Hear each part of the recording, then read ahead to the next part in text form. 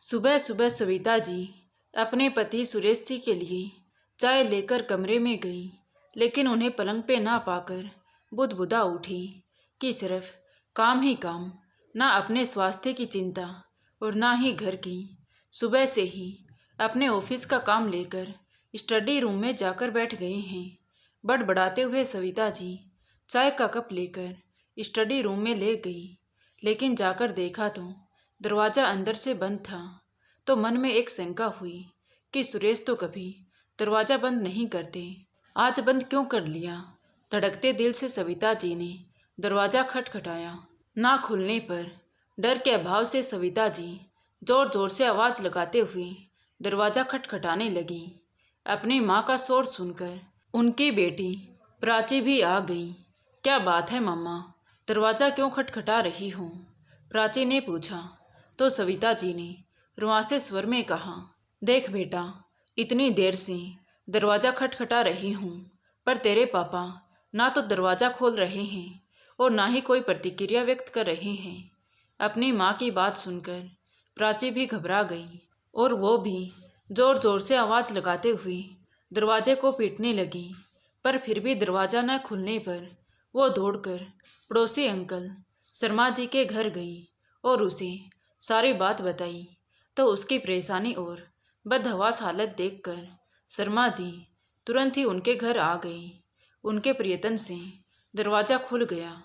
वो सब बदहवासी में अंदर घुसे तो देखा कि सुरेश जी टेबल पर सर रख के बैठे हैं, आंखें बंद हैं और मुंह से झाग निकल रही हैं। उसकी स्थिति देखकर उनकी बेटी प्राची पापा पापा बोलकर उन्हें झकझोरने लगी। सविता जी टेबल पर रखे पानी का गिलास और नींद की गोलियों के खाली कागज़ देखकर डर के अभाव से कांपने लगी। तभी उसकी नज़र वहाँ रखे एक पेपर पर गई तो कांपते हाथों से सविता जी ने पेपर उठाया। पहला नोट पुलिस के नाम था, मैं आत्महत्या कर रहा हूँ, अतः व्यर्थ में ही किसी को परेशान ना किया जाए। दूसरा पत्र उनकी बेटी प्राची के नाम था, इस अभागे पिता को हो सके तो माफ़ कर देना बेटी।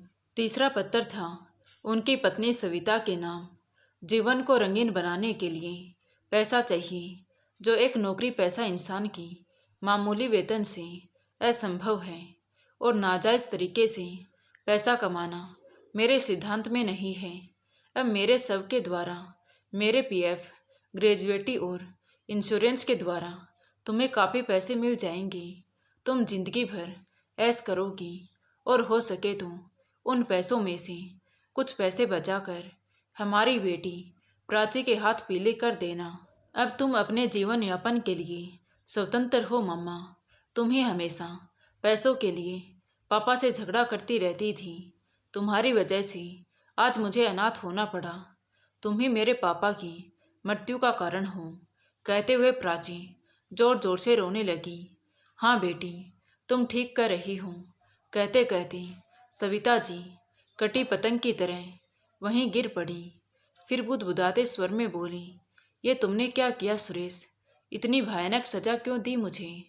ये सच है कि मैंने हमेशा तुम्हारे आदर्शों की अवहेलना की, यहाँ तक कि अपनी इच्छाओं को पूरा न कर पाने के कारण तुम्हें अपमानित भी बहुत किया, पर तुमने तो मुझे कहीं मुंह दिखाने लायक भी नहीं छोड़ा। सविता जी बोलते जा रही थी।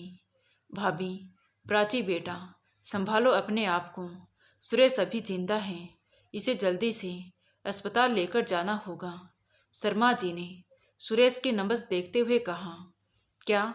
दोनों माँ बेटी ने चौंकते हुए एक साथ पूछा। हाँ बेटी, रो मत, मैं अभी गाड़ी निकालता हूँ। भगवान ने चाहा तो सब ठीक हो जाएगा। शर्मा जी ने गाड़ी निकाली और सुरेश जी को गाड़ी में बिठाया और अपने ही एक रिश्तेदार डॉक्टर के नर्सिंग होम में एडमिट करवा दिया, क्योंकि अगर वो ऐसा नहीं करते तो सुरेश के विरुद्ध आत्महत्या का केस पुलिस दर्ज कर सकती थी। शर्मा जी सुरेश जी की मनस्थिति से अच्छे से परिचित थे। उनके परिवार से उनका घनिष्ठ संबंध था। वो नहीं चाहते थे कि सुरेश के ओवर रिएक्शन से वो तथा उसके परिवार के लोग संकट में आई। लड़ाई झगड़ा किस परिवार में नहीं होता, पर इसका मतलब ये तो नहीं कि जीवन का अंत ही कर लिया जाए। सुरेश को आईसीयू में भर्ती देखकर जहां प्राची को अपनी मां गलत लग रही थी, वहीं सविता जी के दिल में हलचल मची हुई थी। वो कहाँ गलत थी? क्या उसकी चाहत गलत थी? वो अपने अतीत के गलियारों में भटकने लगी। वो एक अमीर माता पिता की नक चढ़ी बेटी थी। बचपन से दुख और अभाव का उसका सामना ही नहीं हुआ था। ग्रेजुएशन करते करते कॉलेज के वार्षिक समारोह की तैयारी के समय सविता जी का परिचय सुरेश जी से हो गया। ये छोटा सा परिचय न जाने कब प्यार में बदल गया, उन्हें पता ही नहीं चला। सुरेश एक सामान्य परिवार से था। उसके पिता प्राइवेट स्कूल में टीचर थे, पर पोस्ट ग्रेजुएशन करते ही सुरेश जी अपनी मेहनत के बल पर स्टेट सिविल सर्विस में उसका चयन हो गया। सुरेश जी की नौकरी लगते ही जब सविता जी ने अपने माता पिता को अपने प्यार के बारे में बताया, तो पहले तो वो सुरेश का साधारण सा परिवार देखकर थोड़े झिझके, लेकिन सविता की जिद के आगे और सुरेश जी के सुनहरे भविष्य को देखते हुए उन्होंने सहमति दे दी। सुरेश जी ने शादी से पहले ही सविता जी के पिताजी से कह दिया था कि वो विवाह के समय कोई उपहार ग्रहण नहीं करेगा। सुरेश जी के आग्रह को सुनकर उसके माता पिता को आश्चर्य हुआ था और सविता जी भी थोड़ी परेशान हुई थी, पर उस समय उस पर प्यार का नशा ऐसा चढ़ा हुआ था कि वो सुरेश की हर बात मानती गई। शादी के बाद जैसे जैसे दिन बीतते गए, वैसे वैसे सविता जी को सुरेश जी में कमियां नजर आने लगी। जहां वो भौतिक वस्तुओं की शौकीन थी, वहीं सुरेश जी किताबी कीड़ा थे। शाम को ऑफिस से आते ही वो जहां घूमने जाना चाहती थी, वहीं सुरेश जी अपना कुछ समय किताबों के साथ बिताना चाहते थे। धीरे धीरे अकेलेपन के एहसास के साथ उसे सुख सुविधाओं की कमी महसूस होने लगी। शादी के 10 महीने बाद सविता जी का जन्मदिन आया। हैप्पी बर्थडे टू यू सानू, प्यार भरे शब्दों में कहते हुए सुरेश जी ने कमरे में प्रवेश किया और उसके हाथ में उपहार पकड़ा दिया, तो सविता जी भी खुशी से चहक उठी। क्या लाए हो इसमें? सविता जी ने पूछा, तो सुरेश जी बोले, तुम खुद ही खोलकर देख लो, तुम्हारे जन्मदिन पर मेरी ओर से छोटा सा गिफ्ट है। तो सविता जी ने उपहार खोलकर देखा और पैकेट में पुस्तक देखते ही मुंह बना लिया। यही उपहार मिला आपको मुझे देने के लिए? तो सुरेश जी बोले, सविता, इस पुस्तक को पढ़कर तो देखो, बहुत ही ज्ञानवर्धक और रोचक है। जवाहरलाल नेहरू की पुस्तक discovery of India. Suresh ji की बात सुनकर सविता चिढ़ते हुए बोली, ये क्यों नहीं कहते कि मेरे जन्मदिन पर इससे ज़्यादा खर्च करने की तुम्हारी हैसियत नहीं है। ये क्या कह रही हो सविता? मैं ठीक कह रही हूँ सुरेश। पड़ोसी शर्मा भी तो आपके स्तर के पदाधिकारी हैं, किंतु हमारे और उनके घर के स्तर में इतना अंतर क्यों है? उनकी पत्नी घर में भी 5,000 से कम की ड्रेस कभी नहीं पहनती है, और आप आज भी मेरे जन्मदिन पर भी बस ये किताब उठाकर ले आए हों। सविता जी ने आक्रोश भरे स्वर में कहा। तो सुरेश जी बोले, सविता, दूसरों के साथ कभी अपनी तुलना मत किया करो। वैसे भी इच्छाओं का कभी अंत नहीं होता। एक इच्छा पूरी होते ही दूसरी पैदा हो जाती है। जितनी चादर हो उतना ही पैर फैलाना चाहिए। फिर हम कितने लोगों से अच्छा जीवन व्यतीत कर रहे हैं। आज भी ऐसे दुनिया में करोड़ों लोग हैं जिन्हें 2 वक्त की रोटी भी नसीब नहीं होती। ऊपर देखने की अपेक्षा अगर नीचे देखोगी तो ज़्यादा सुख और संतोष पाओगी। मुझे पुस्तकों से अच्छा और कोई उपहार नहीं लगता, क्योंकि पुस्तक हमारे मानसिक सौंदर्य का विकास करती है। अगर तुम्हें मेरा उपहार पसंद नहीं आया तो कोई बात नहीं, क्रोध थूको और तैयार हो जाओ। अपनी मनपसंद ड्रेस या जो चाहे खरीद लेना। और हाँ, आज बाहर खाना खाकर ही आएंगे, शांत स्वर में सुरेश जी ने कहा। तो सविता जी बोली, इतनी बड़ी बड़ी बातें करनी अब रहने दो। कोरे उपदेशों के सहारे जीवन व्यतीत नहीं किया जा सकता। हमेशा महत्वाकांक्षी होना चाहिए। अगर हम ऊपर नहीं देखेंगे तो आगे कैसे बढ़ेंगे।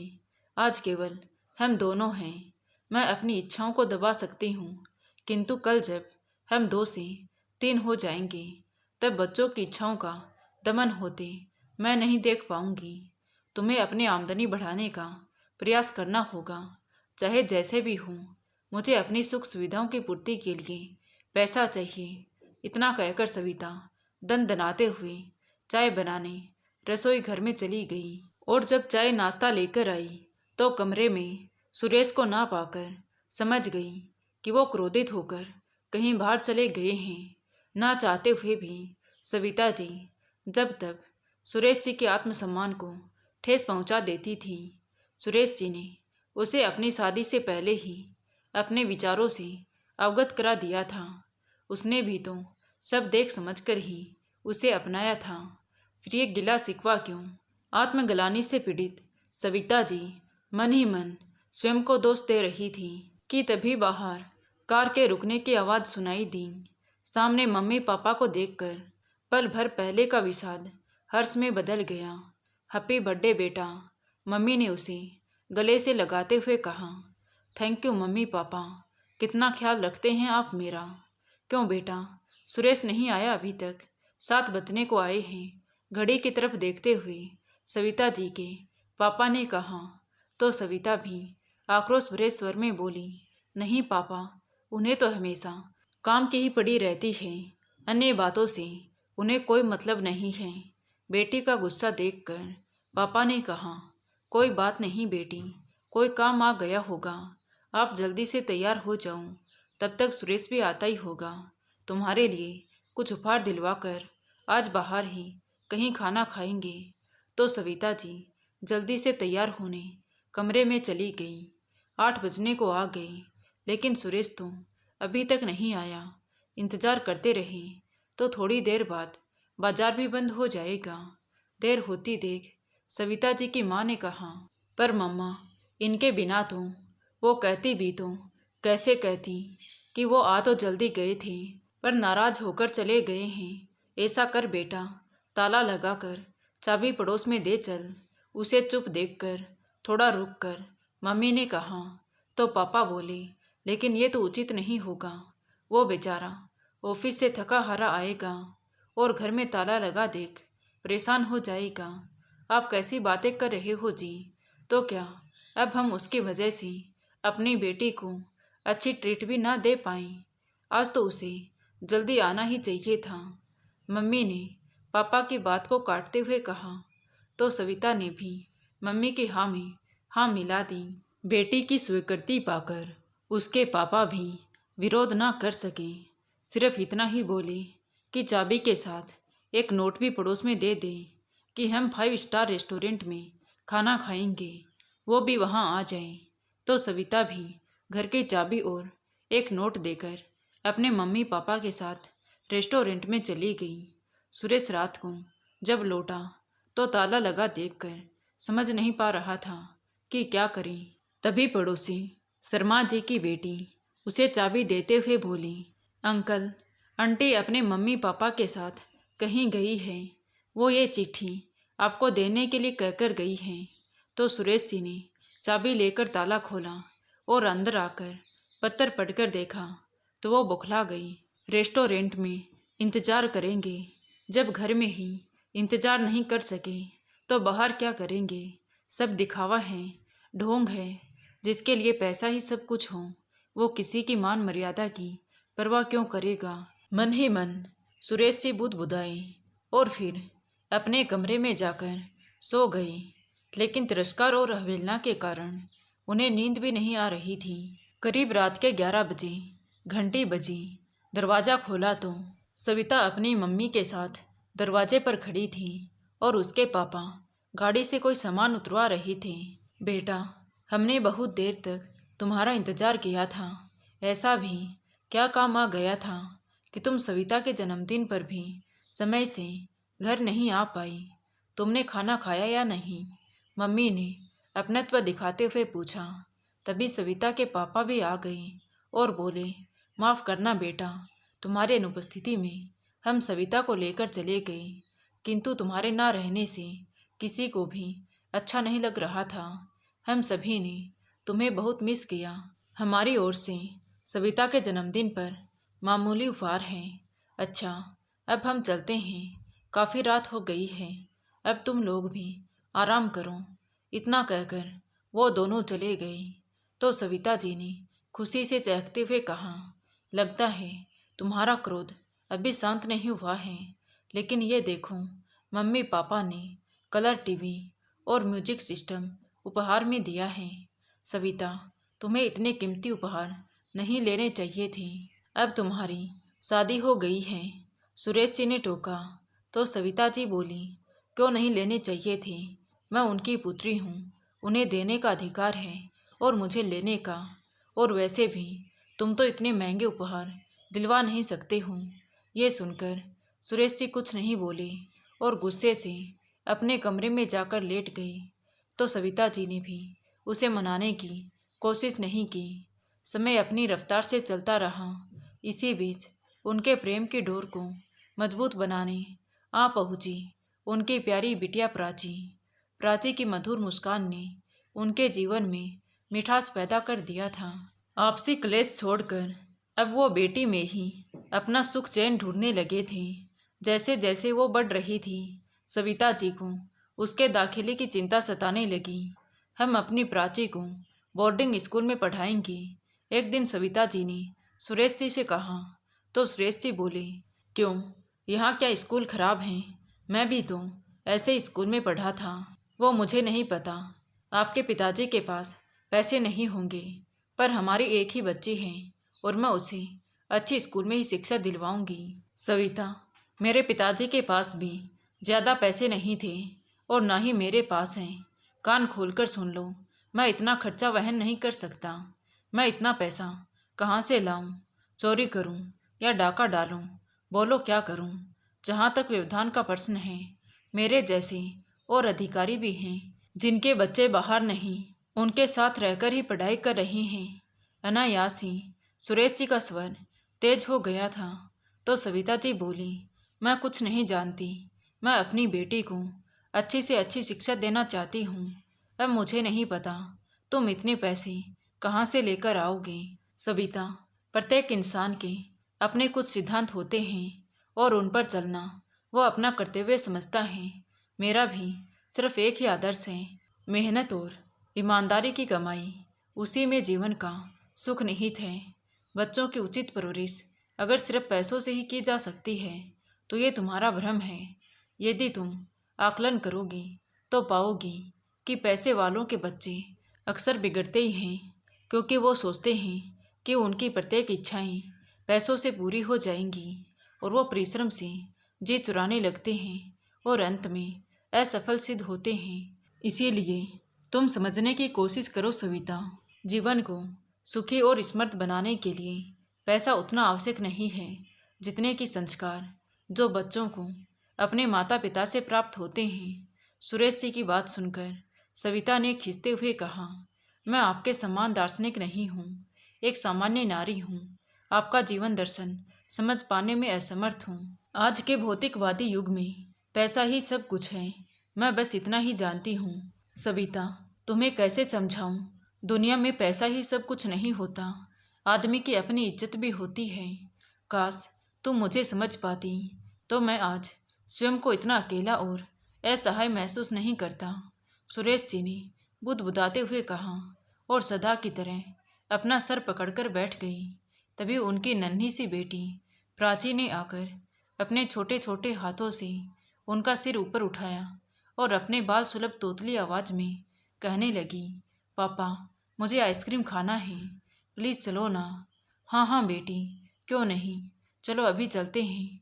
कहते हुए सुरेश जी ने प्राची को अपने सीने से लगा लिया और अस्फुट स्वर में बोले, मेरे जीने की एकमात्र खुशी तो तू ही है मेरी बच्ची। यदि तू न होती तो शायद मैं जी नहीं पाता। कहते हुए सुरेश जी प्राची को गोद में उठाकर उसे बाहर ले गए। इसी सुख दुख के बीच जीवन के 20 साल बीत गए। समय के साथ प्राची ने पोस्ट ग्रेजुएशन कर लिया और कॉलेज में पढ़ाना प्रारंभ कर दिया तो सविता जी को उसका पढ़ाना अच्छा नहीं लगा।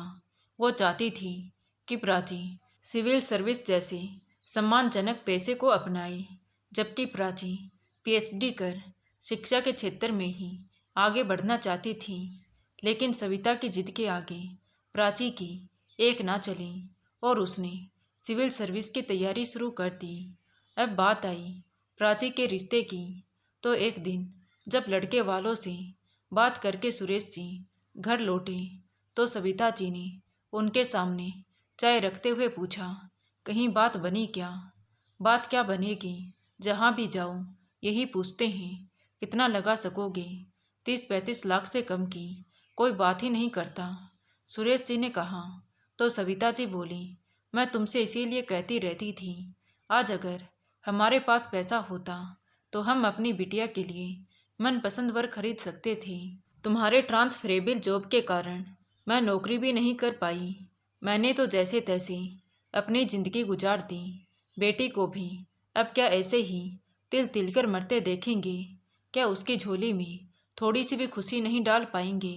कहती जाओ सविता, आज मैं सब कुछ सुनने को तैयार हूँ, किंतु क्या करूँ, मजबूर हूँ। अपनी आत्मा को तो नहीं कुचल सकता। मेरी सोच आज भी बदली नहीं है। आज भी मैं यही मानता हूँ कि सच्चाई पर कभी बुराई हावी नहीं हो सकती। देखना हमारी प्राची के लिए भी एक ना एक दिन योग्य वर मिल ही जाएगा। सुरेश जी की बात सुनकर सविता जी ने कहा, जीवन को सुखमय बनाने के लिए व्यवहारिक बनना ही पड़ता है। बदलते जीवन के साथ स्वयं में परिवर्तन लाना पड़ता है। मुझे तो तुम सदा लांछित करते आए हो, पर अब देखती हूँ अब क्या करोगे। तो सुरेश जी ने कहा, सविता, सच्चाई और ईमानदारी का रास्ता दुर्गम अवश्य है, पर इतना भी नहीं कि उस पर चला ना जाए। कम से कम मन में इतना संतोष तो रहेगा कि हमने कभी गलत काम नहीं किया। आज भी मेरा अटल विश्वास है कि जीत अंत में सच्चाई की होती है।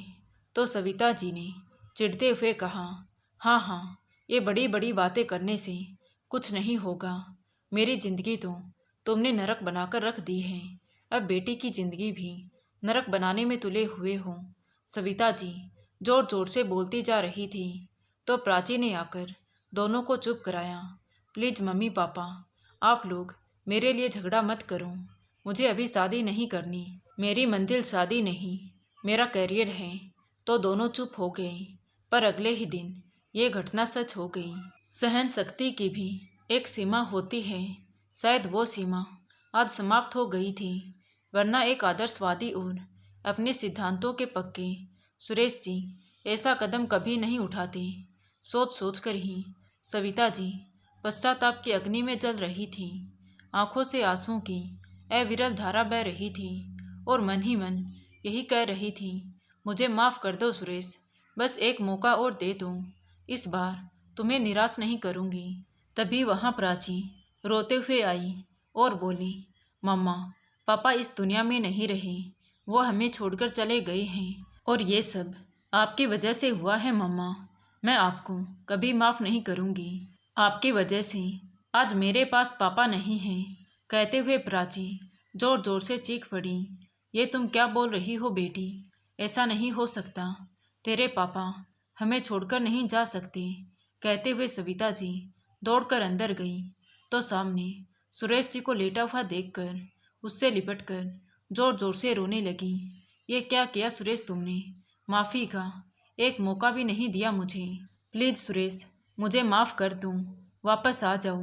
नहीं चाहिए मुझे पैसा, प्लीज़ वापस आ जाओ। पश्चाताप की आग में जलते हुए सविता जी चिल्लाती जा रही थी, लेकिन आज सुरेश जी ने उसकी एक ना सुनी और उसे छोड़कर हमेशा के लिए चले गए। शर्मा जी ने जैसे तैसे दोनों माँ बेटी को संभाला और उन्हें घर लेकर आ गए। शाम तक सुरेश जी का भी क्रियाक्रम कर दिया। दिन बीते। अब घर में सविता और प्राची दोनों माँ बेटी रह गई थी। धीरे धीरे प्राची का गुस्सा भी अपनी माँ के प्रति शांत हो रहा था, क्योंकि दिन रात माँ को पछताते देख उसे गुस्सा भी आता और दया भी आती, लेकिन कुछ नहीं बोलती।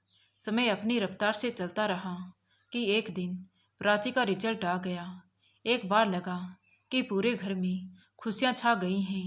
लोग चारों तरफ से बधाई दे रहे थे। तो सविता को लगा कि अब शायद सारी समस्याएं सुलझ जाएंगी। लेकिन प्राची को खुश ना देखकर सविता जी ने कहा, क्या हुआ बेटी, आज तो तुम्हें खुश होना चाहिए। नहीं मम्मा, मैं सिविल सेवा में जाकर पापा की तरह खाना बदोशी की तरह जीवन व्यतीत नहीं करना चाहती। वैसे भी इस सर्विस में आजकल सभी भ्रष्ट एवं चापलूस लोग हैं जो थोड़े बहुत पापा की तरह ईमानदार हैं। और जब पापा को उनके अपने ही नहीं समझ पाए तो दूसरे कैसे समझेंगे। मैं तो अपनी कॉलेज की नौकरी से ही खुश हूँ मम्मा, और यही करना चाहूँगी। कम से कम यहाँ छल कपट से दूर रहते हुए अपने कार्य को पूरी ईमानदारी के साथ निभा तो पाऊँगी। आपके कहने पर मैं सिविल सर्विस सेवा के लिए परीक्षा तो दे दी थी और सफल होकर अपनी श्रेष्ठता भी सिद्ध कर दी, पर अब मैं उसमें नहीं जाऊंगी। बेटी की बात सुनकर सविता जी अचानक सन्न रह गई। बाप तो बाप, बेटी भी उसकी कामनाओं पर खरी नहीं उतरी। आखिर क्या कमी रह गई थी उसकी परवरिश में, जो बेटी ने भी अपने निर्णय का जिम्मेदार उसे ही ठहरा दिया।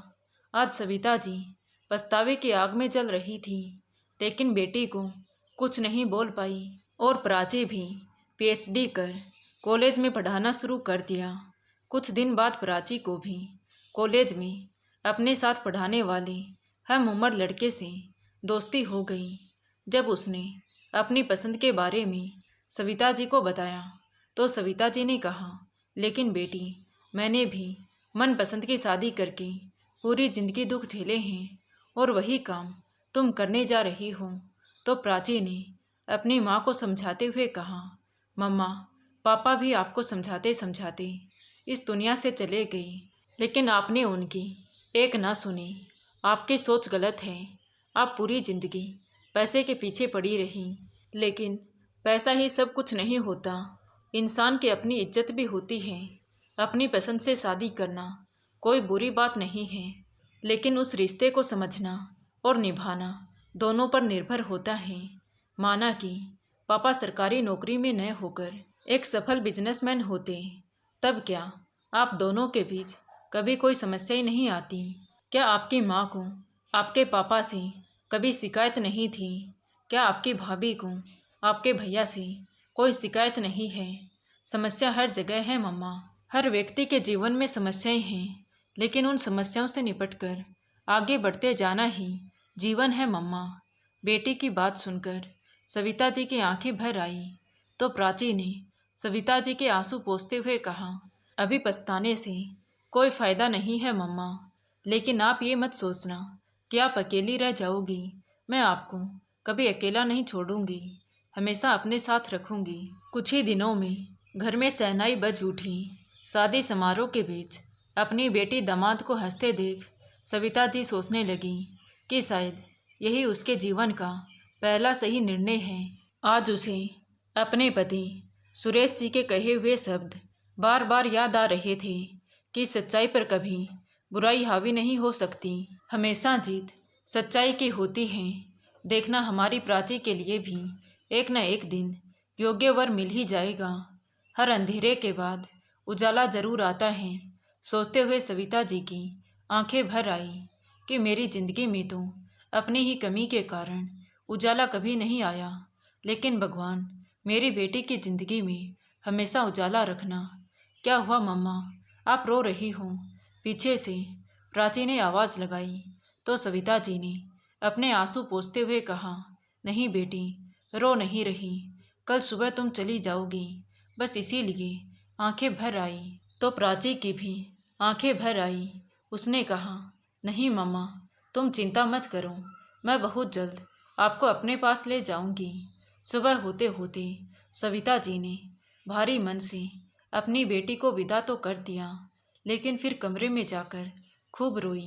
आज उसे अपनी गलती का बहुत पछतावा हो रहा था कि काश मैंने उस दिन झगड़ा न किया होता तो आज उसके पति जिंदा होते। आज उसे ये एहसास हुआ कि पैसा ही जिंदगी में सब कुछ नहीं होता। पति के बिना भी जिंदगी अधूरी है।